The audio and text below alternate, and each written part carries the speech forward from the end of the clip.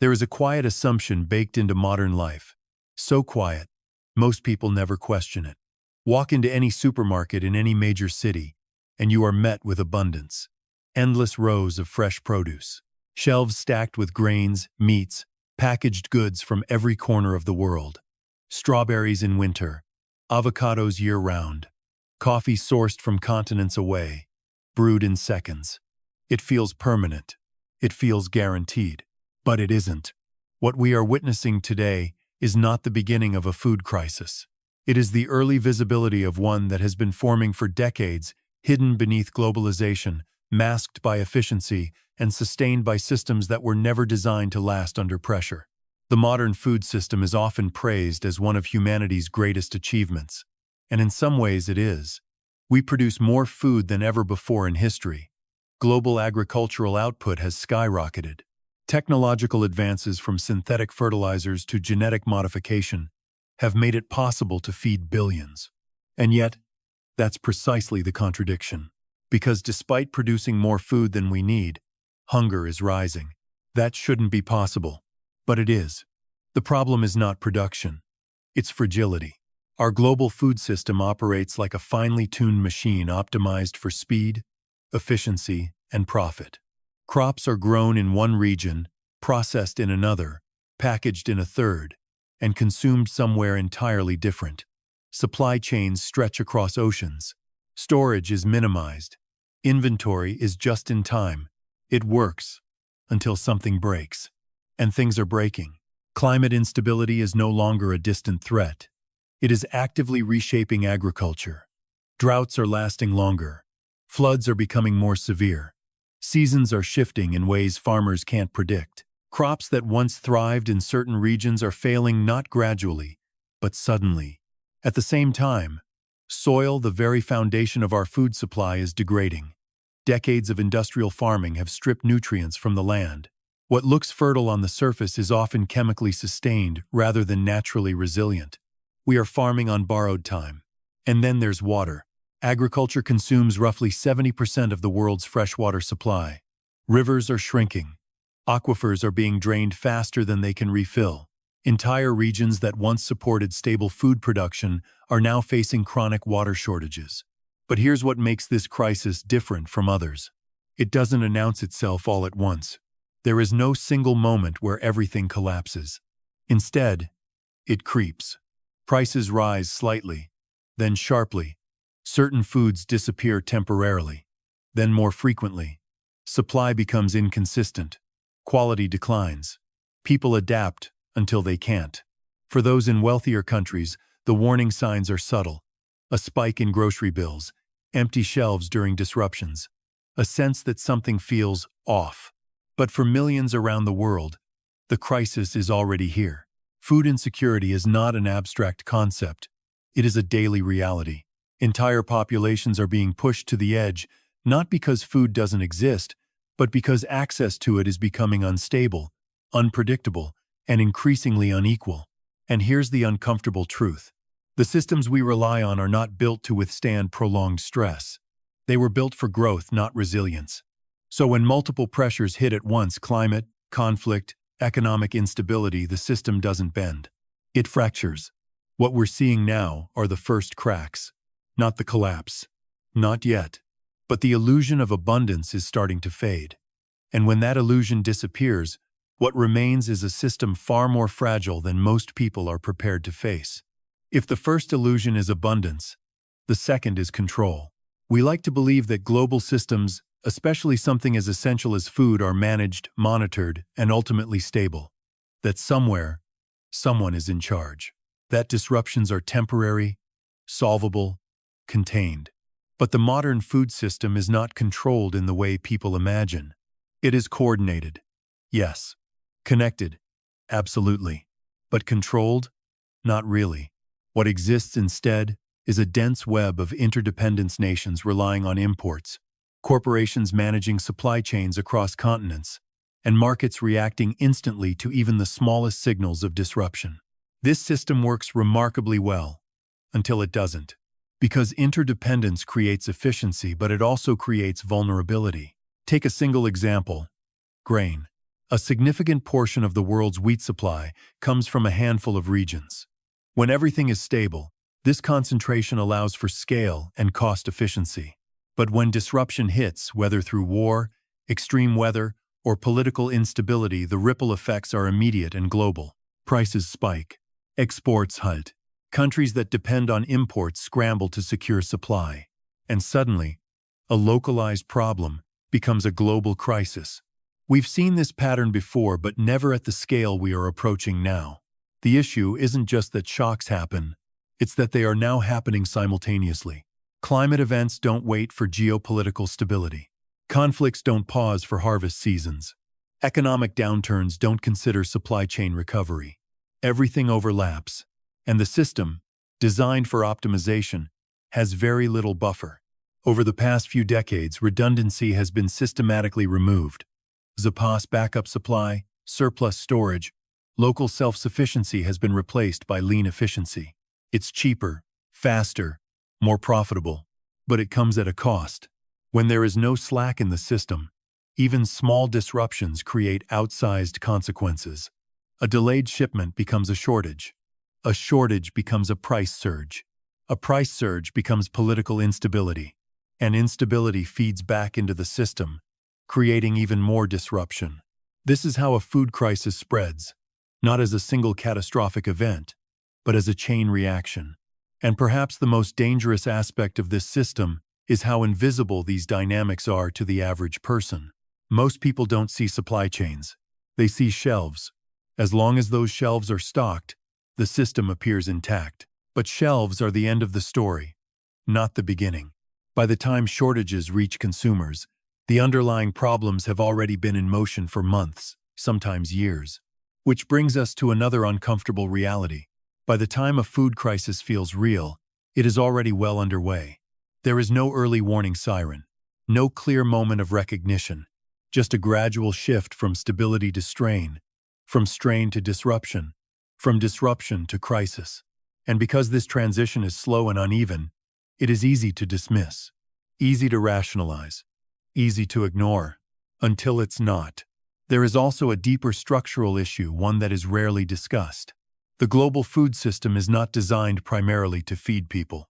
It is designed to generate profit. That distinction matters, because when food is treated as a commodity first and a necessity second, the priorities shift. Crops are grown based on market demand, not nutritional need. Land is allocated based on profitability, not sustainability. Supply flows toward those who can pay, not those who need. In times of abundance, this imbalance is masked. In times of stress, it becomes impossible to ignore. Food doesn't disappear. It becomes inaccessible. And as pressures increase, that inaccessibility spreads. Not just in vulnerable regions, but everywhere. Because once scarcity enters the system, it doesn't stay contained. It moves. It amplifies. It accelerates. And the system designed for efficiency, not resilience, struggles to keep up. What we are facing is not just a crisis of supply, it is a crisis of structure. A system that functions brilliantly under ideal conditions, but begins to unravel when those conditions no longer exist. And those conditions are disappearing. For most of human history, agriculture has relied on one critical assumption, that the climate, while imperfect, is ultimately predictable. Not stable, but understandable. Farmers didn't need perfect weather. They needed patterns. Seasons that arrived roughly on time. Rain that followed recognizable cycles. Temperatures that stayed within expected ranges. That predictability is what made civilization possible. And it is exactly what we are now losing. Climate change is often discussed in abstract terms, global averages, long-term projections, degrees of warming. But for agriculture, the real danger isn't just that the planet is getting warmer. It's that the system is becoming erratic, unreliable, difficult to anticipate. And agriculture does not tolerate uncertainty well. A single unexpected frost can destroy an entire season's yield. A heat wave during a critical growth phase can reduce crop output dramatically. Too much rain at the wrong time can be just as devastating as too little. Timing is everything. And timing is breaking. In region after region, Farmers are facing conditions that no longer match historical experience. Planting seasons shift, harvest windows narrow, pests migrate into new areas. Diseases spread faster in altered climates. What worked for generations suddenly stops working. And adaptation, while possible, is not immediate. You can't redesign agricultural systems overnight. New crop varieties take years to develop and scale. Infrastructure, irrigation, storage, transportation requires massive investment. Knowledge itself, passed down over decades, becomes less reliable when the environment it was built for no longer exists. So farmers improvise. They take risks. And increasingly, those risks don't pay off. What makes this especially dangerous is that climate impacts are not evenly distributed, but they are deeply interconnected. A drought in one country might seem local, until that country happens to be a major exporter. Then global supply tightens, prices rise elsewhere, and suddenly, regions thousands of miles away feel the impact. Now multiply that effect across multiple regions at the same time, because that's what's happening. Simultaneous crop failures, once rare, are becoming more common. Not always total failures, but enough to strain supply, enough to shift markets, enough to create instability. And instability compounds, because global food systems rely on predictability at scale. When multiple breadbaskets of the world experience disruptions at once, there is no backup, no alternative region that can simply make up the difference. The margins are too thin, the system too optimized. And then there's another layer, one that often goes unnoticed. Extreme weather doesn't just affect crops, it affects everything around them. Transportation networks break down under floods and storms. Storage facilities are damaged. Energy systems essential for refrigeration and processing are disrupted.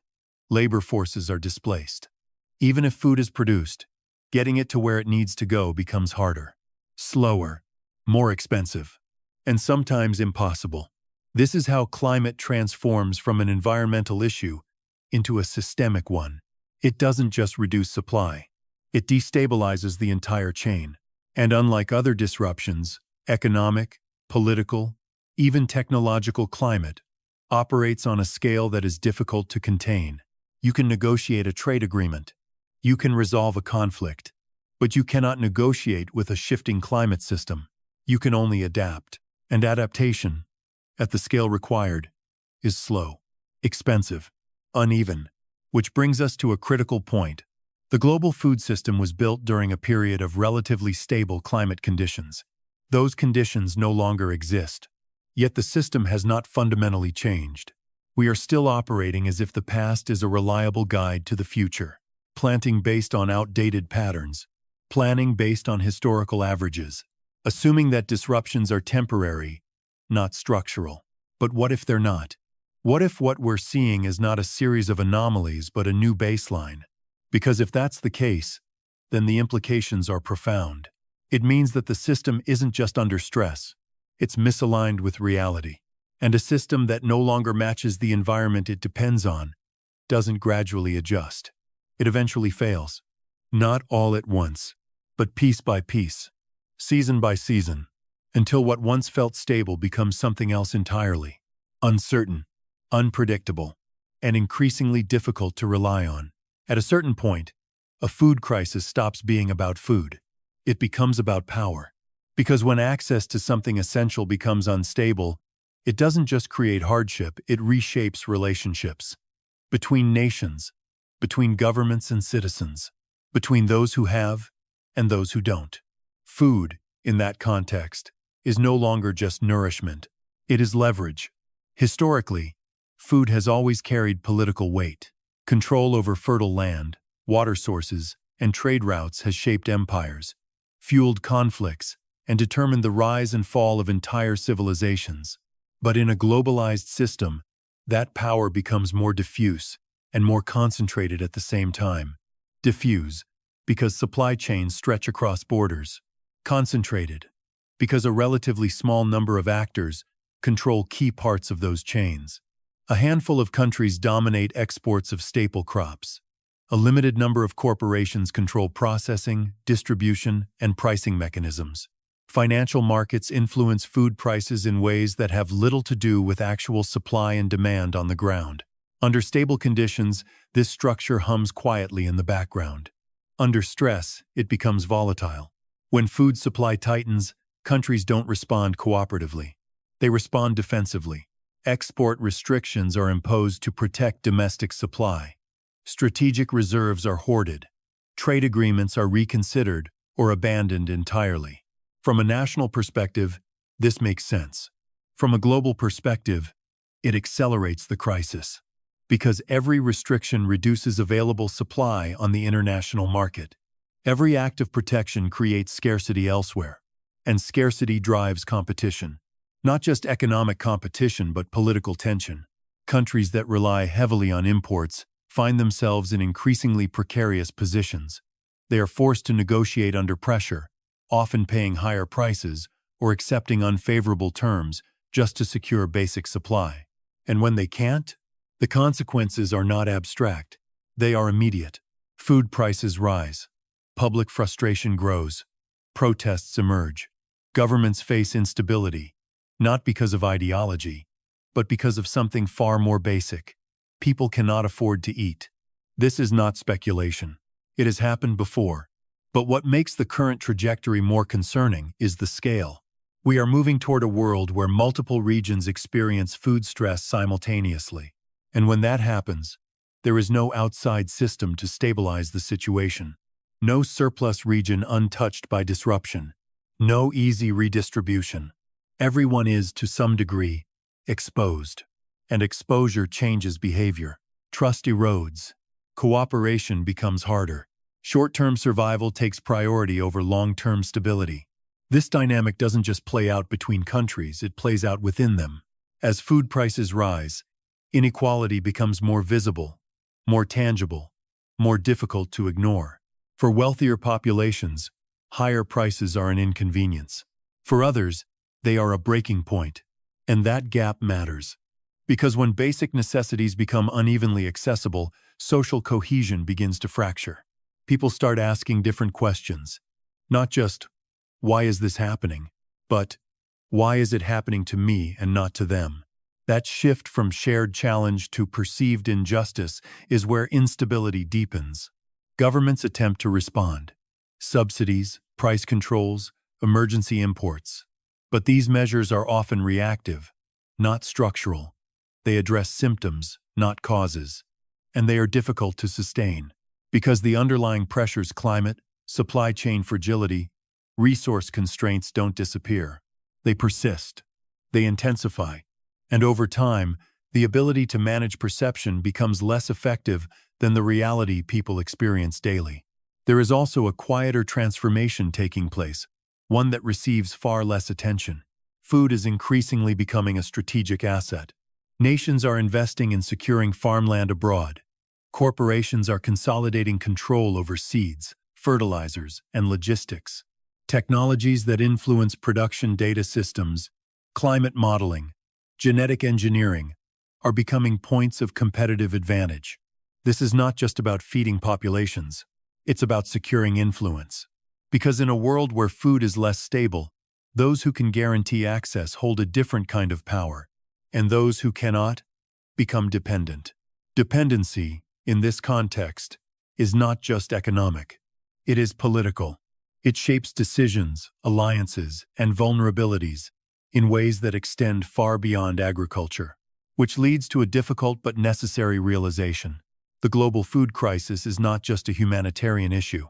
It is a geopolitical one, and like all geopolitical shifts, it doesn't unfold evenly or predictably. It creates new centers of power, new fault lines, new forms of conflict, some visible, others less so. What begins as a disruption in supply chains can evolve into something much larger, a reordering of who has control and who doesn't. And once that process begins, it is not easily reversed. There is a natural instinct, when confronted with something this large, to assume that solutions already exist, that somewhere within governments, institutions, global organizations, there are plans in place, contingencies, frameworks designed to prevent the worst outcomes. And to some extent, that's true. There are policies, there are discussions, there are efforts to adapt, but they are not operating at the scale or the speed this moment requires. Because the uncomfortable reality is this: we are trying to solve a systemic problem with incremental thinking, and incremental thinking does not work when the system itself is beginning to shift. The global food crisis is not a single issue that can be fixed with a single solution. It is the result of multiple overlapping pressures: environmental, economic, political, interacting in ways that amplify one another. You cannot stabilize it by addressing only one layer. You cannot reform it without confronting the structure beneath it. And that structure is deeply entrenched. Changing how food is produced, distributed, and valued requires more than technological innovation. It requires rethinking priorities, moving from efficiency to resilience, from short-term gain to long-term stability, from isolated national strategies to coordinated global approaches. That kind of transformation is difficult under any circumstances. It is even more difficult in a world already under strain, because transformation requires time. And time is exactly what this system is running out of. So what happens next? Not collapse, not in the way people often imagine. There is no single breaking point where everything stops. Instead, the future unfolds as a continuation of what we are already seeing, only more pronounced.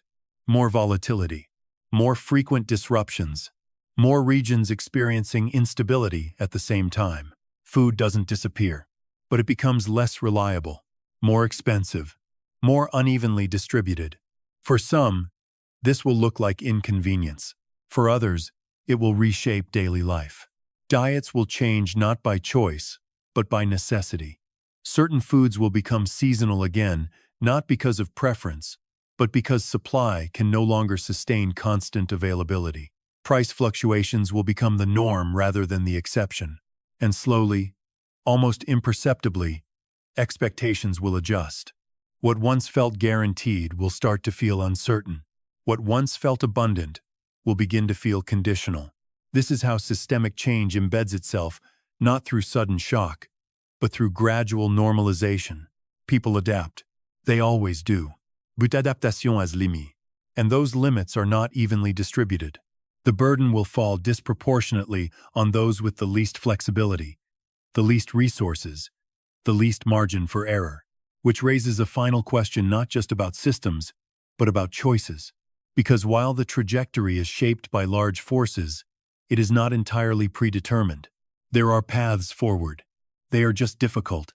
They involve investing in agricultural practices that restore rather than deplete, building supply chains that prioritize redundancy over pure efficiency, rethinking how food is priced and distributed so that access is not solely determined by purchasing power.